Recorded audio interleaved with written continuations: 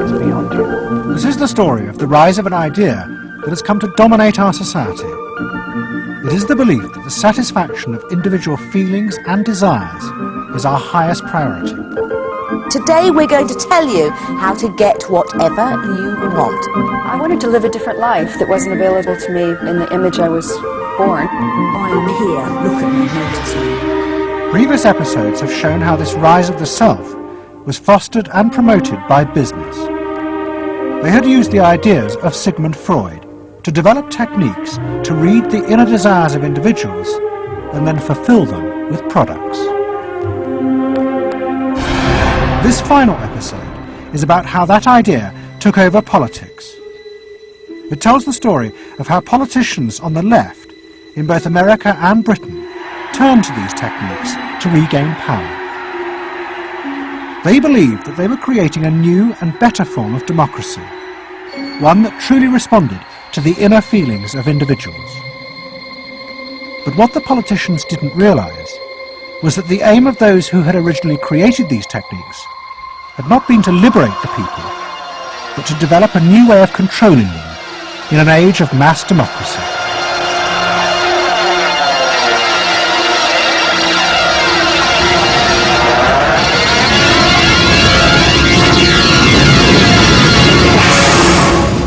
The roots of the story lie way back in the America of the 1920s with one man. He was called Edward Bernays, the nephew of Sigmund Freud. Bernays had been one of the inventors of the profession of public relations, and he was fascinated by his uncle's theory that human behaviour was driven by unconscious sexual and aggressive drives. Many of Bernays' clients were large American corporations, and he was the first person to show them how they could sell many more products if they linked them through images and symbols to those unconscious desires that Freud had identified. The strategy he offered them was that people could now look at the goods that were emerging within this society and not merely view those goods as things that they needed in order to deal with some specific material want, but also as goods which would stroke and respond to deep emotional yearnings. You know, how this bar of soap or this bag of flour will make you a happier, more successful, more sexually appealing, less fearful person. Somebody to be admired rather than reviled. The powerful people in that world are those people who are capable of reading the public mind and giving the public what it wants in those terms. And Bernays was at the heart of it. Bernays was the guy who was the foremost articulator of the theories which were driving this new system. By the 1980s, Bernays' ideas had come of age. A vast industry had grown up in America, devoted to reading the inner desires of consumers. At its heart was the technique of the focus group. Previous episodes have shown how the focus group was invented by psychoanalysts employed by US corporations. The aim was to allow consumers to express their inner feelings and needs, just as patients did in psychoanalysis. The information was then used to promote and design new products that would fulfill those desires. And Edward Bernays, who was now nearly 100 years old, was celebrated as the founding father of this marketing world. Hi, Doctor. Good to see you. Come on up over here. There you go. Doctor, tell me again what the doctor is. What are we dealing with here? You're the father of public relations. What we're dealing with really is the concept that people will believe me more if you call me doctor. Oh, I see. So, it's a good idea. And Bernays' ideas and techniques were also about to conquer Britain in the 1980s. Unlike America, the ruling elites in Britain had always distrusted the idea of pandering to the masses. It was epitomised by the patrician elite who ran the BBC. Even as late as the 60s, popular programmes were referred to as ground bait. Their real job was to lure the viewers into watching the more serious programmes the elite knew was good for them. And market research reflected this attitude. Individuals were observed and classified by market researchers according to their social class, from A through C2, D and E. Probably they might be C2s. Yes, I think by the way they're carrying their luggage, all yes, no taxi. No taxi, and all stuffed in the bags like that. I think the lady possibly sets her own hair, which is always an indication. Yes. The children are nicely dressed. Yes, they are. Probably a skilled worker. A skilled, yes, a skilled worker. I would think say so. Yes, I would certain say so. apprenticeship or done some. That's right. Qualifying. Yes. We agree then. Yes, we think C2. We think so. Yes. When people were asked their opinion about both products and politics, they were selected by social class and asked only strictly factual questions about what they thought. Leaving your own party sympathies on one side, who do you think will win this forthcoming election? Labour. Labour? And tell me which you prefer. Which party do you think you'll be voting for? This time, Liberals. You'll be voting for the Liberals. And who do you think will be second? Conservative. This one. Thank you. The idea that one might ask people what they themselves felt and desired, and then give it to them, was seen as alien to the ruling elites, which would challenge their belief that they knew what was best for the public. There's evidence in other countries, in the United States for example, where pollsters have been used before elections to interpret the mood of the public, and then you give people more what they want to have and less what they ought to have. But again, this could be alleged to be more democratic, I don't know. It's very dangerous ground, I think, though, when polls are used in that way. But then, in the economic crisis of the mid-70s, British industry was forced to begin to pay attention to the inner feelings of consumers. As the recession deepened, consumer spending fell dramatically, and the advertisers insisted that the only way for companies to survive was to make their advertising more effective. And to do this, they would have to delve into people's underlying psychological motives for purchasing. The advertising industry started to bring in Americans to run focus groups with British housewives. Everyone is a unique person, and even though you're a group of 10 today, we don't want a group opinion, and we want to know your ideas and your thoughts, no matter how crazy it might be. Please let your imagination run wild, because that's how very crazy things like instant coffee got born. Now, can we get somebody, this lady, to be a kitchen sink? And kitchen sink, how do you feel with these things that are being used to clean you up? Well, I've got to feel clean. I've got to be kept clean. So I feel that. I should hate it if I was all greasy, so I've got to be easy to clean. Okay, now the housewife, this lady, what would you use to clean your kitchen sink? A scouring powder. Of course, a cloth to apply the things on, and plenty of water. Now, how do you feel as you're doing this chore?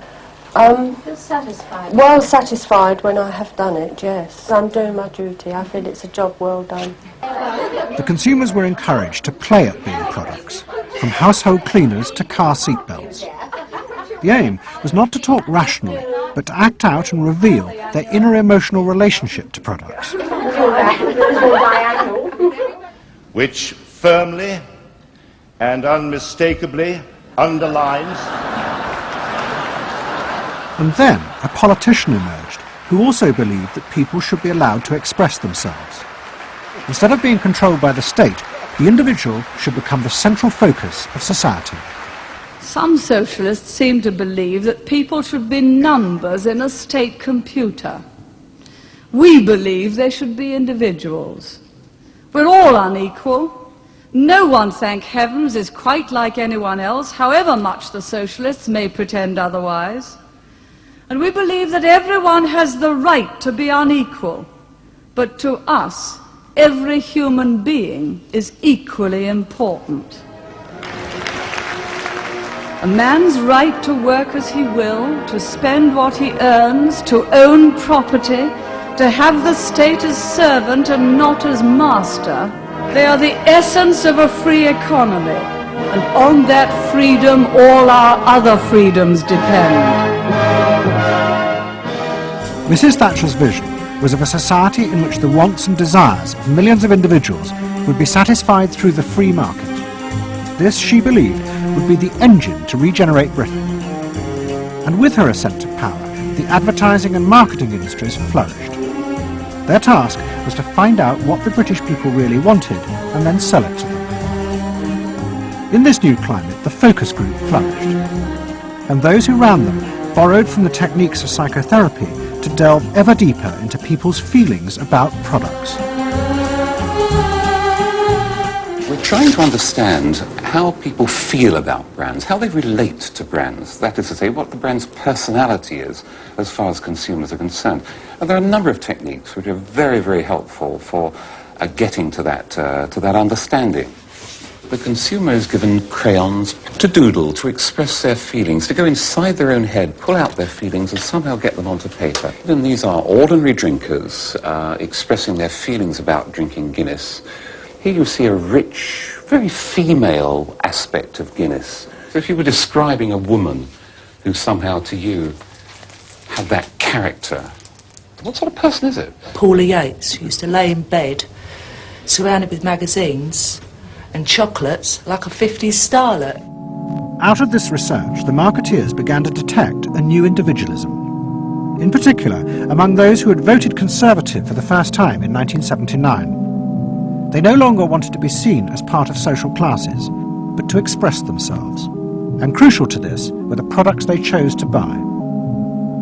We identified that there was this trend towards what might be called individualism, where people wanted to still be part of a crowd, but to express themselves as individuals within it, to have their own personalities, to be, I suppose, their own men. I didn't want to be the same as everybody else.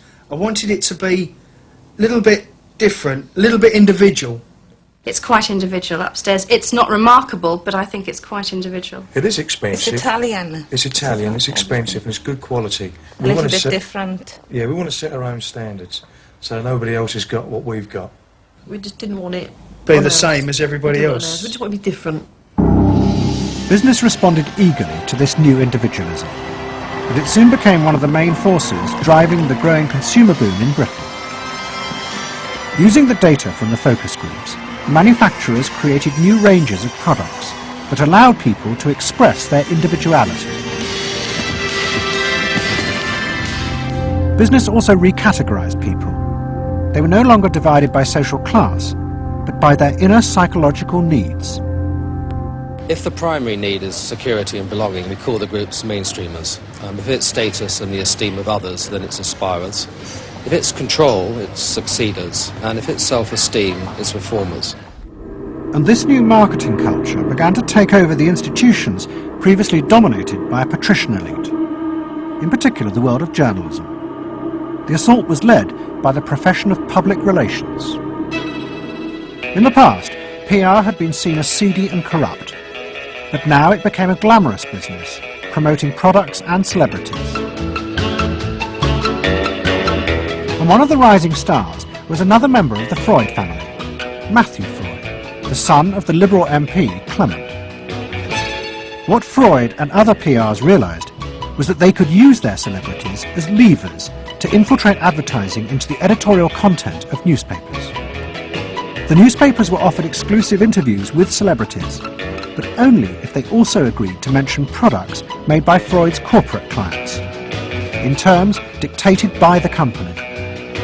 What happened with Freud's was that you effectively got some kind of product placement, or even product, the manufacturers of the product got some degree of control over how their products would appear in print. So if, for example, you did want to write about Caprice's passion for stuffed crust pizza, you would sign a contract which guaranteed that you would mention the firm Pizza Hut in at least twice in certain positions in the introductory paragraph of the article, that you would agree to run the Pizza Hut logo at such and such a size in such and such a place, and of course that you would agree to run the enclosed pictures of Caprice eating her stuffed crust pizza. There was no choice about how you would run this article in the press. You were effectively told how to run the article in the press. By Freud's? By Freud's. It's a rise of the corporate culture and the rise of business. To traditional journalists, this infiltration of advertising into the editorial pages was a corruption of their profession. But to Mrs. Thatcher's allies, like Rupert Murdoch, who owned The Sun and The Times, it was part of a democratic revolution against an arrogant elite who had too long ignored the feelings of the masses. They hate to see someone communicating with the masses. They feel that newspapers, the written word, is not for the masses. That should be left to television, or perhaps to nobody. I'm very proud of The Sun. And The Sun was not represented tonight in your film. You just took page 3, which everyone seems so fascinated with. What about page 1, page 2, every other page of the paper? It was a typical piece of slanting and elitism by the BBC, who, after all, in order to get viewers for this program, put on a very sexy episode of Star Trek, which I was watching out in the room there. Oh, I don't think they put it on to get us viewers. I think we just are lucky to follow. They try to carry viewers into these show programs. You know how it's done. By the late 80s, Mrs. Thatcher and her allies in advertising and the media had brought the desires of the individual to the centre of society. As last week's episode showed, it was the same transformation that President Reagan had brought about in America. Both politicians had encouraged business to take over from government the role of fulfilling the needs of the people. In the process, consumers were encouraged to see the satisfaction of their desires as the overriding priority. To Thatcher and Reagan, this was a new and better form of democracy. But to their opponents in the parties of the left, they had summoned up the most selfish and greedy aspects of human nature.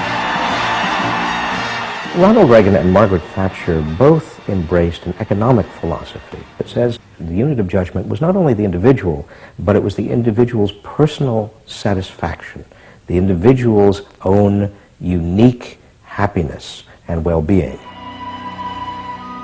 It was, in a sense, the triumph of regarding individuals as purely emotional beings who have needs and wants and desires that need to be satisfied and can be satisfied unconsciously.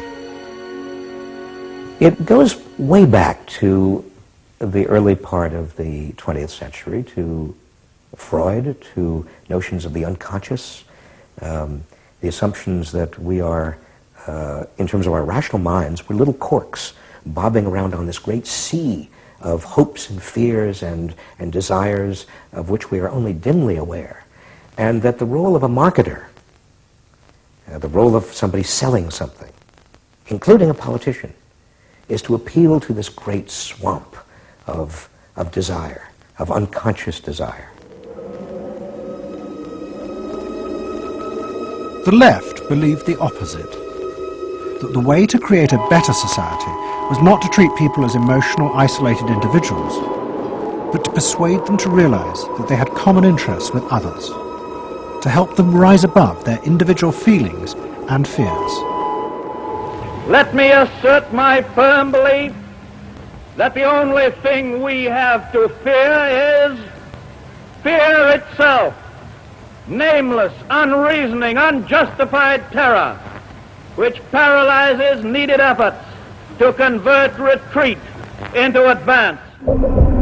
This idea had flourished in America in the Depression of the 1930s. President Roosevelt, faced with the chaos caused by the Wall Street crash, encouraged Americans to join together in trades unions, to set up consumer groups, and to pay for a welfare system for those trapped in poverty. His aim was to create a collective awareness which would become a powerful weapon against the unfettered power of capitalism, which had caused the crisis. That idea had driven the Democratic Party for 50 years. But now, Roosevelt's inheritors railed vainly against the effects of the self-interest encouraged by President Reagan. There is despair, Mr. President, in the faces that you don't see. Maybe, Mr. President, if you stopped in at a shelter in Chicago and spoke to the homeless there. Maybe, Mr. President, if you asked a woman who had been denied the help she needed to feed her children because you said you needed the money for a tax break for a millionaire or for a missile we couldn't afford to use. The worst thing Ronald Reagan did was to make the denial of compassion respectable. He said, you've worked hard, you've made your money. You shouldn't have to feel guilty about refusing to throw it away on people who choose to be homeless and who choose not to work. That's what he said. He said it with an elegance and a kind of benign aspect that disguised its harshness. You think we can do anything about it? Well, why not? If we can work together now to look after the lives of the people here, I don't see why we couldn't work together afterwards to clear up the mess and help build a better world in which these things can't possibly happen. The qualities we've learned from comradeship and common suffering are not going to be wasted after this war. It's out of experience like ours that the new world will be built. That same idea of marshalling the collective force of the masses to challenge the entrenched power of wealth and business had also led the Labour Party to power in Britain after the war. But in the 80s, Labour, like the Democrats in America, lost election after election as millions who had once voted for them switched their allegiance to the Conservatives. There it is, going blue just about everywhere, sweeping the country. The rural parts of Britain now have gone blue. For they are the party of yesterday, and tomorrow is ours. In the face of this, a growing number within the Labour Party became convinced that if they were ever to regain power, Labour would have to come to terms with the new individualism. One of them was an advertising executive called Philip Gould, who had been a lifelong Labour supporter. Gould believed that Labour's leadership had become corrupted by the same patrician arrogance that dominated all Britain's institutions. They denigrated and disapproved of the new aspirations of working-class voters. Labour stopped listening to these people. And I remember the best example of this was after the election of 1983, which was the election above all, where the people's voices just were not heard. And I had dinner with a leading Labour Party figure who'd been involved in the defeat, heavily involved in the defeat, and his wife said, God, these working class people, they just, we give them education, we give them chances in life, what do? They read the Sun and they just don't vote for us. And there was such a gap between these people just trying to make lives for themselves, better lives for themselves, and the kind of elitism of the Labour Party that was just such a chasm that had to be filled. Gould became part of a small group of modernisers centred around Peter Mandelson. Their aim was to reconnect Labour with the lost voters. To do this, Gould turned to the technique he knew well from his work in advertising, the focus group. Gould commissioned focus groups in suburban areas across the country with small groups of voters who had switched to Mrs. Thatcher. People were encouraged not to talk rationally about policies, but to express their underlying feelings. And what Gould discovered was a fundamental shift in people's relationship to politics.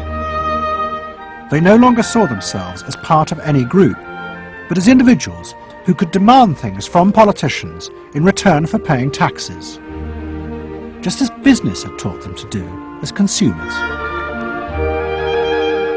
And I found that the people had become consumers. People now wanted to have, politics and life on their own terms. I mean, not just in politics, but in all aspects of life too. People see themselves as they are, as autonomous, powerful individuals who are entitled to be respected, who are entitled to have the best, not just in, going to Tesco's or wherever, but the best in terms of health and in education too. All this was about getting the Labour Party to understand that people really, really, really had changed, and the Labour Party had not, and unless the Labour Party changed, it would not win. Philip Gould now set out to try and persuade the Labour Party that they would have to make concessions to what he called the new aspirational classes. But he was going to face implacable opposition. In the run-up to the 1992 election, Gould argued that the only way to win was for Labour to promise not to put up taxes. But the Shadow Chancellor, John Smith, angrily refused. Labour would stick to its fundamental policies. They would fight the election with the promise of tax increases to create a fairer society.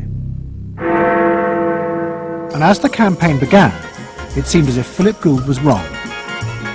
The traditional polls consistently showed Labour ahead, despite the Conservative campaign message, that a Labour government would put up taxes. Even the Conservatives' oldest allies in the press became convinced that by harping on about tax, the Conservatives were cutting their own throats. So the worry about the Tories must be that they're not at the moment conveying a sense of grip and being in control. And unless they can do better than that, I think they're going to lose. I mean, the other thing is that they still say that they are going to go on and on with this one single message of tax. And I think, part of the difficulty this morning was that you had a whole lot of people who've been going to the same press conference for 7 days, had virtually the same message thrust at them, and are kind of getting bored and restless and hitting back on it. I think the media sense a big story coming in the Tories being defeated. And the Labour Party too was convinced it would win and finally return to power. It's now time to meet the men and women who will form the next government. Labour Chancellor of the Exchequer, John Smith. And now, it is time for the next Prime Minister, Neil Kinnock. Those running Labour's campaign believed that by modern presentation they would attract back the voters, yet keep the old policies. But Philip Gould was convinced that Labour were going to lose. Through his focus groups, he knew that the very people who were telling the traditional pollsters they would vote Labour were in reality preparing to vote Conservative out of self-interest. But they were too embarrassed to admit it. And John Major also knew this, because his focus groups were telling him the same thing. What do you make of the poll which puts Labour 5 points ahead? Sir, one to the Daily Mail, sir. Feel out in the streets that matters. It's feeling good on the streets, is it? It is feeling good on the streets, yes. It has been feeling surprisingly good on the streets for some time. Quite surprisingly, quite out of line with opinion polls. Don't ask me to explain it, but it feels all right. Sir, anyway, go on. No, lads, you must sit down. We're waiting to go. John Major's victory in 1992 was a disaster for the Labour Party. The small group of reformers centred around Peter Mandelson and Philip Gould were convinced that the only way for the party to survive was to change its basic policies. But their ideas were rejected by John Smith, who had now become leader. Philip Gould left Britain to go to work for the campaign to elect Bill Clinton president in America. The 1992 election, during it and afterwards, people felt under great strain and really did feel demoralised and dejected. And then to go from this to the Clinton campaign, it was an extraordinary experience, because here suddenly I found articulated many of the ideas that I'd had but not fully myself been able to encapsulate or to articulate. If you want a president who will restore the middle class, reclaim the future for the middle class, and restore the American dream, vote for Bill Clinton in New Hampshire and send a signal to the country that we are coming together. What Gould discovered was that, like the Labour Party, the Democrats had also been doing focus groups with swing voters. The difference was that Bill Clinton had decided to tailor his policies to fit with these voters' desires. Above all, with their ferocious belief that they should only pay tax for things that benefited them, not for the welfare of others. I have no idea what percentage of my tax dollars go to welfare, but even if it's a minuscule percentage, even if it's a quarter of a percent, it's still too much for the people that are receiving these benefits that are basically non-productive. The Clinton team decided that to win they had to promise tax cuts for these suburban voters. And they also used the focus groups throughout the campaign to check every appearance, speech and policy with them for their approval. What Clinton called the forgotten middle class became central figures in a new type of reactive politics. Candidates for the presidency of the United States had been prepackaged and designed for many, many years. What was new was an attempt to use very sophisticated or pseudo-sophisticated techniques to plumb the public psychology, to find out precisely what the desires of the individuals were, and then to come up with a candidate and a platform and images and words that exactly responded to those deep desires. This was packaging at a new level.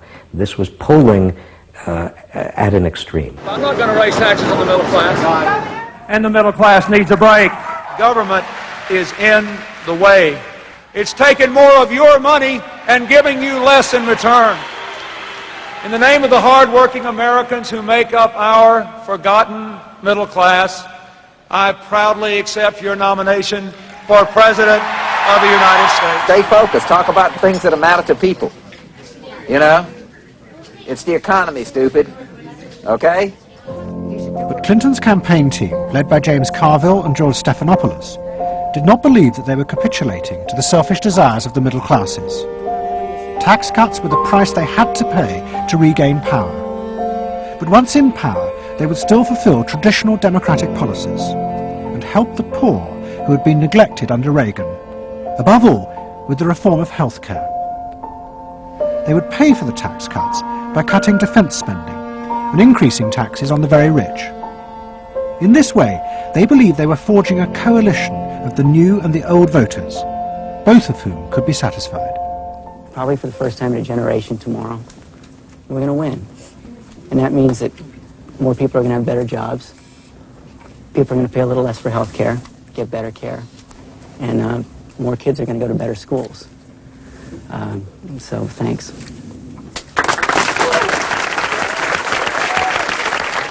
But the Democrats' optimism was to be short-lived. In November 1992, Clinton was triumphantly elected president. But within weeks, his administration discovered that the budget deficit was far greater than they had anticipated. At a meeting in the White House in January 1993, the head of the Federal Reserve told them that the deficit was nearly $300 billion. There was no way they could borrow any more without panicking the markets and causing a crisis. The only way to pay for the proposed tax cuts would be to cut government spending, not just on defence, but on welfare. Clinton was faced with a choice between the old politics and the new, and he chose the old. The tax cuts were dropped, and he tried to inspire the country with the old democratic ideal of government spending to help the poor and disadvantaged.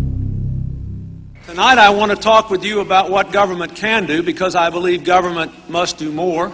To put people to work now, to create 500,000 jobs, jobs to rebuild our highways and airports, to renovate housing, to bring new life to rural communities and spread hope and opportunity among our nation's youth. Healthcare reform sounds like a great idea to me. Well, I know, but some of these details sure scare the heck out of me. Like what? Well, like for... At the start of the Clinton administration, many of us, including, I believe, President Clinton himself, reverted back to an older tradition, tried to lift the public, to talk about genuine ideals beyond the individual. And that reform agenda being not only universal health care and child care and dealing with the widening inequalities in our society and homelessness, many things that many citizens, just particularly middle-income citizens, didn't want to deal with. But the suburban voters who had been promised tax cuts were not inspired by Bill Clinton's vision. They felt betrayed and wanted revenge. Their opportunity came in 1994 with the congressional elections. The Republicans, led by Newt Gingrich, promised huge tax cuts and to dismantle the welfare system. The voters who had defected to Clinton switched sides yet again, and the Republicans won both houses of Congress in a landslide. Well, I think it's a tremendous vote in favor of smaller government, lower taxes, and in a sense, a renewal of the Thatcher-Reagan tradition. And I think in that sense, it's pretty decisive. It means that the welfare state is going to be less hospitable for people who are not willing to take responsibility for their own situation. No question about it. I think today is the beginning of the end of the welfare state. For Clinton, it was a disaster. Faced with a hostile Congress, there was no way for him to get his reforms through.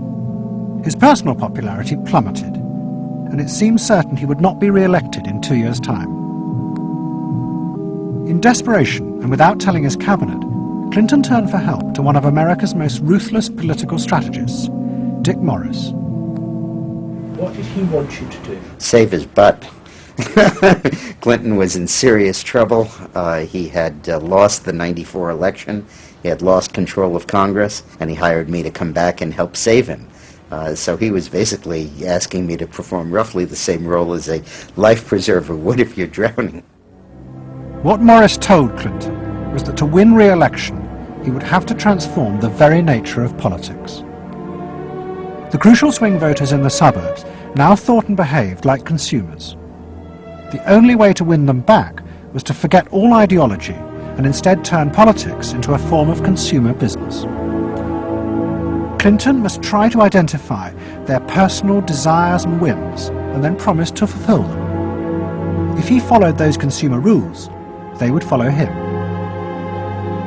I said that I felt the most important thing for him to do was to bring to the political system the same consumer rules philosophy that the business community has.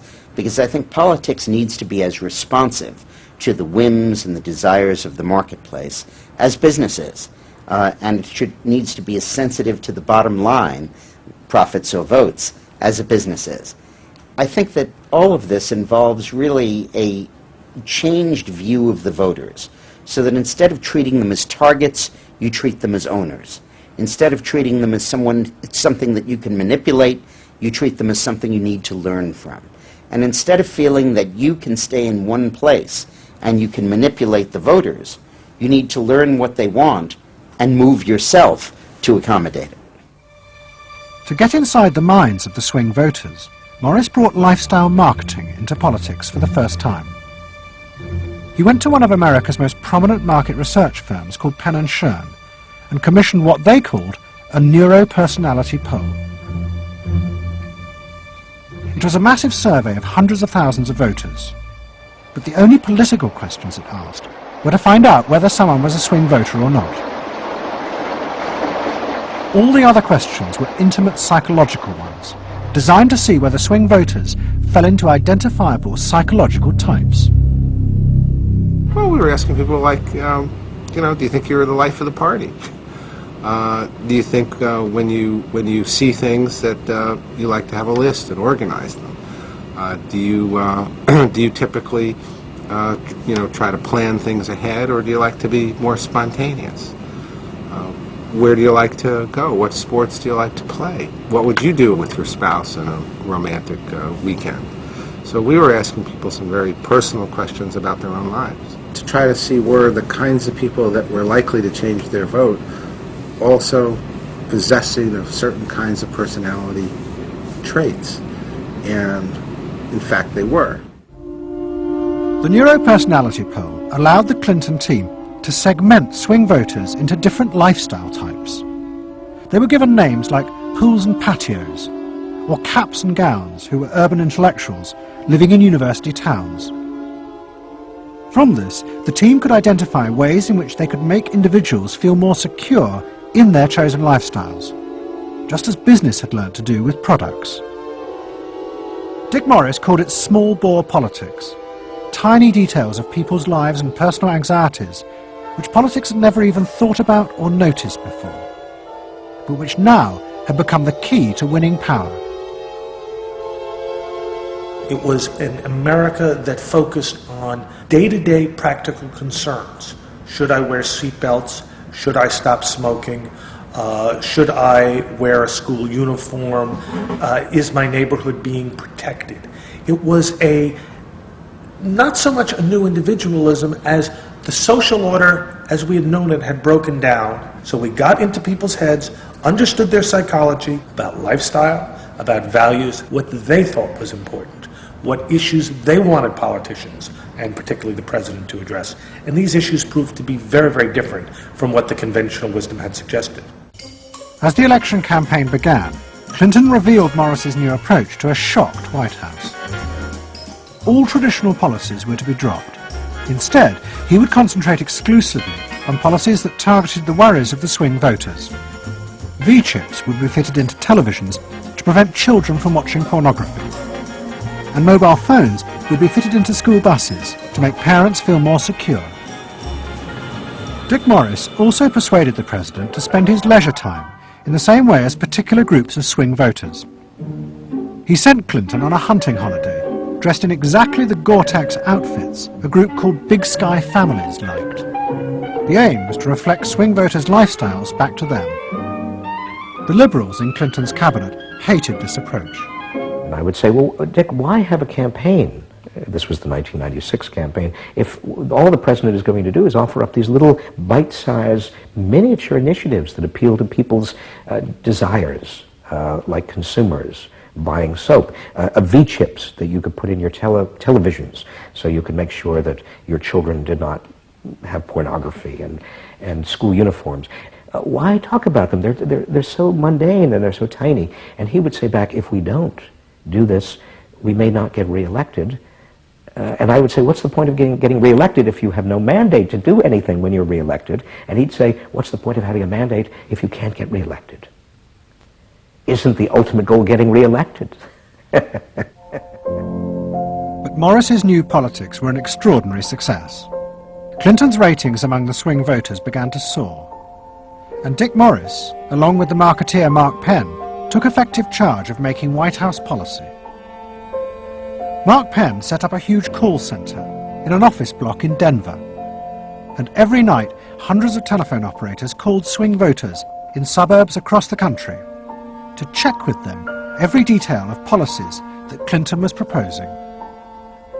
The policy was made by a group of people manning telephones in Denver, Colorado, placing calls to voters in places like Westchester and Pasadena, and asking them what they wanted from their government, and asking them very specifically about specific policies that Bill Clinton was considering. Would you be more likely to support him if he offered this particular government service, or if he offered that one? Those people told them what they thought. Mark Penn transmitted that to Bill Clinton, and it came out of his mouth.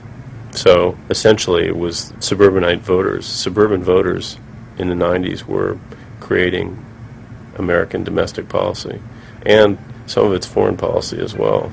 Right. Yeah, Mark Penn was polling on questions like whether we should bomb in Bosnia, things like that. Morris also insisted that Clinton make a symbolic sacrifice of the old politics to convince the swing voters to trust him. In August 1996, Clinton signed a bill which ended the system of guaranteed help for the poor and unemployed. Welfare would be cut back after 2 years in order to force people into work. The new system was called welfare to work, and would, he said, be a hand up, not a handout. It was the effective end of the guaranteed welfare system created by President Roosevelt 60 years before. For many in Clinton's cabinet, it was also the end of the progressive political ideal that Roosevelt had represented. The belief that one used a position of leadership to persuade the voters to think and behave as social beings, not as self-interested individuals. Dick Morris and the pollsters had won. And by that I mean that the people who ultimately got to the president, shaped the president's mind, were those who viewed the voters as just a collection of individual desires that had to be catered to and pandered to. It suggests that democracy is nothing more, and should be nothing more, than pandering to these unthought about, very primitive desires. Primitive in the sense that they are not even necessarily conscious, just what people want in terms of satisfying themselves. And the same triumph of the politics of the self was about to happen in Britain too. In 1994, Tony Blair had become the leader of the Labour Party, and the reforming group centred around Peter Mandelson became all-powerful. Almost every night, Philip Gould ran focus groups with swing voters in the suburbs. But this time he was listened to, and the desires and the fears of the new aspirational classes became the central force shaping Labour Party policies. In that period, I was talking to people who used to vote Conservative and were considering voting Labour, and they understood that they are financially pressed and that there are limits to the extent to which taxation can be improved. They think that crime is an issue that matters to them and should be respected. They You know, they want welfare to go to people who deserve welfare, not to people who do not.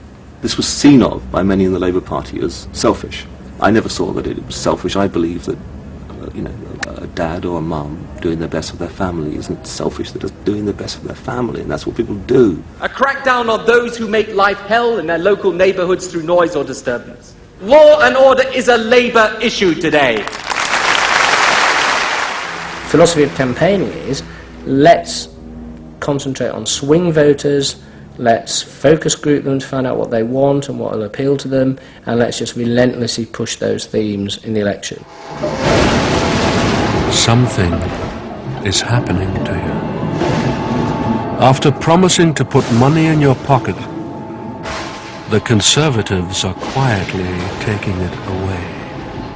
Philip Gould was crucial because he gave the raw material, if you like, for these politicians to do this kind of politics. In that when he came up with stuff, they'd follow it, you know, pretty much without exception. Blair himself would pore over these sort of 12-page memos and say, well, this is what we must do. We want people to earn more, to consume the good things of life. We want people to pay lower taxes. Gordon Brown says a Labour government would hold the main tax rates unchanged. A Labour government will not increase the basic rate of tax. I want to make it clear that I will not increase tax. In fact, the Labour Party does stand for Middle England. Those that aspire to do better, to get on in life, and be ambitious for themselves and their families will do better with Labour. Groups of 8 people drinking wine and nibbling, you know, Cheerios, what they thought determined effectively everything that the Labour Party did. And although those running the campaign liked to portray the new approach as their invention, it was in fact copied from the Americans, even down to the phrases that the American marketeers had tested on their swing voters.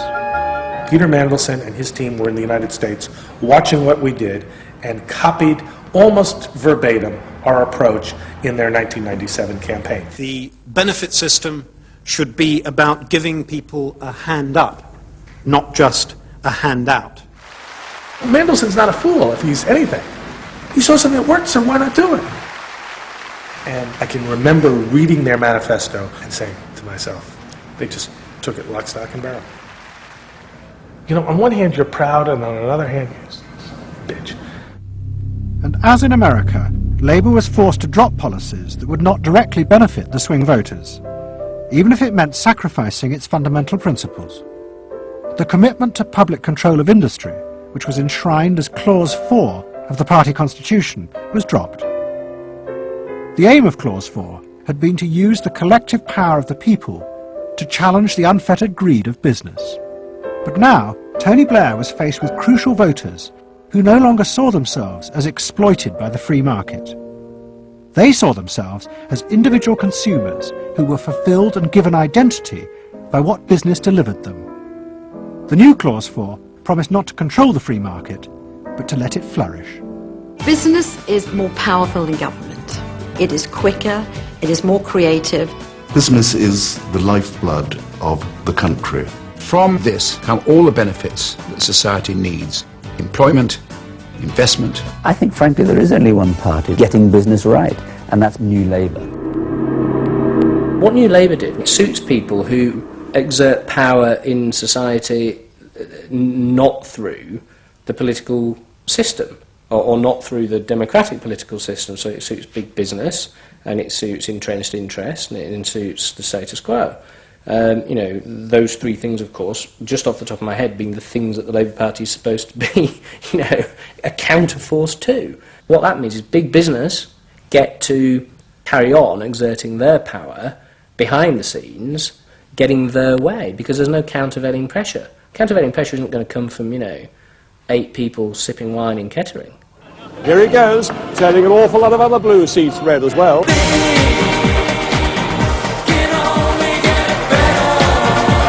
Very happy, very relieved, and very exhilarated. But those who masterminded Labour's victory in 1997 saw it as a triumphant vindication of a new form of democracy. By understanding and fulfilling people's inner desires through the focus group, They were giving power to individuals, not treating them as faceless groups who were told by politicians what was good for them. I don't see the focus group as some marketing tool. I see the focus group as a way of hearing what the people have to say. And I see the focus group as a way to a new form of politics. What the people give, the people can take away. We are the servants, they are the masters now. 1997 is, I think, fundamentally important in that. Because I think it is the end of the elitist politics that's dominated Britain for so much of the last 100 years.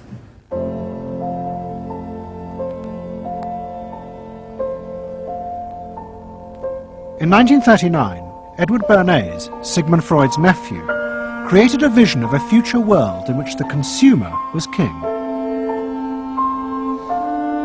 It was at the World's Fair in New York, and Bernays called it Democracia. It was one of the earliest and most dramatic portrayals of a consumerist democracy, a society in which the needs and desires of individuals were read and fulfilled by business and the free market. The World's Fair created a spectacle in which all of these concerns were met, and they were met by Westinghouse and General Motors and the American Cash Register Company, and company after company presented itself as this sort of centerpiece of a society in which human desire and human want and human anxiety would all be responded to and would all be met purely through the free enterprise system. There was this sort of notion that the free market was something that was not guided by ideologies or by political power. It was something that simply was guided by the people's will. This was the model of democracy that both New Labour and the American Democrats had bought into in order to regain power.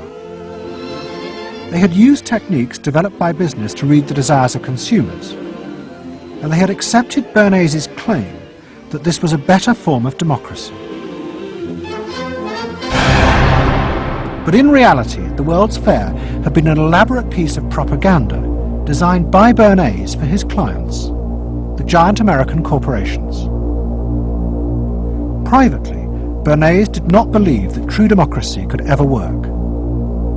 He had been profoundly influenced in this by his uncle's theories of human nature.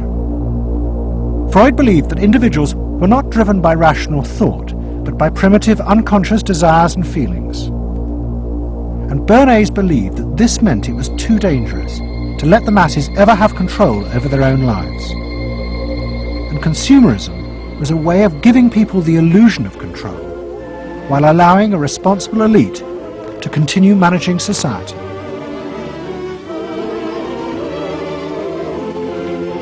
It's not that the people are in charge, but that the people's desires are in charge. The people are not in charge. The people exercise no decision-making power within this environment. So democracy is reduced from something which assumes an active citizenry to something which now increasingly is predicated on the idea of the public as passive consumers, the public as people who essentially what you're delivering them are doggy treats.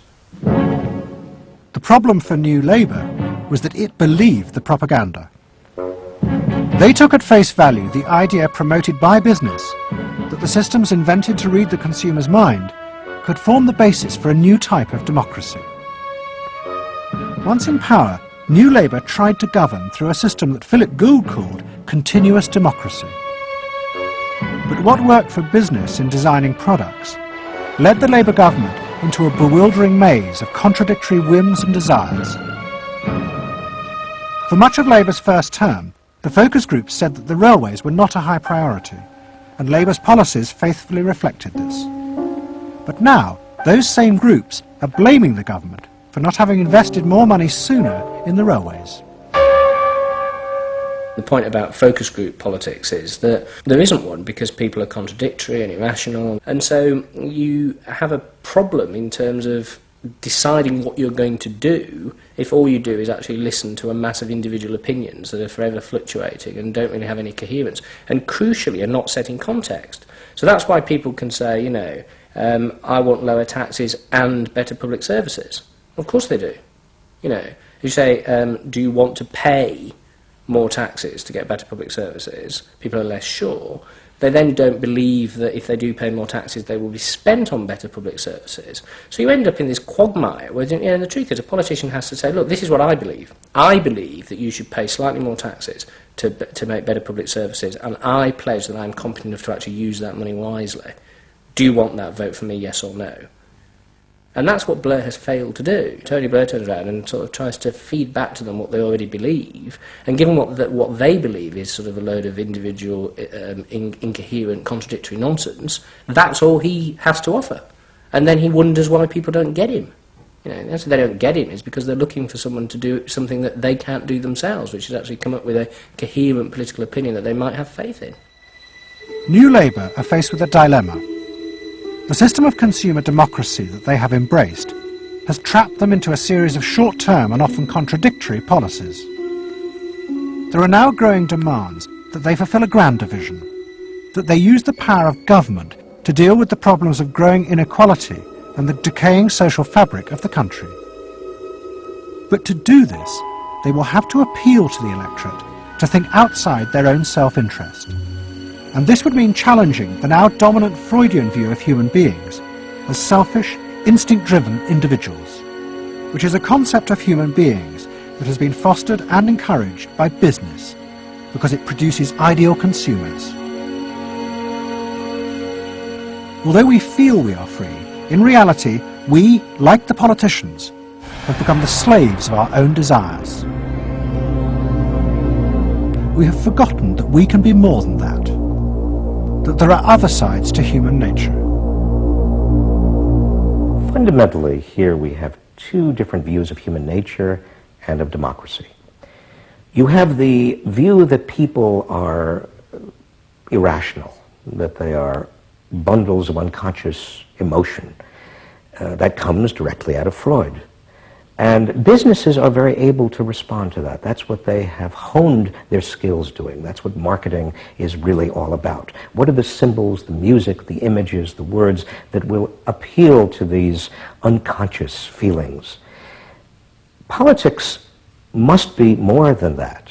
Politics and leadership are about engaging the public in a rational discussion and deliberation about what is best, and treating people with respect in terms of their rational abilities to debate what is best. If it's not that, if it is Freudian, if it is basically a matter of appealing to the same basic unconscious feelings that business appeals to, then why not let business do it? Business can do it better. Business knows how to do it. Business, after all, is in the business of responding to those feelings.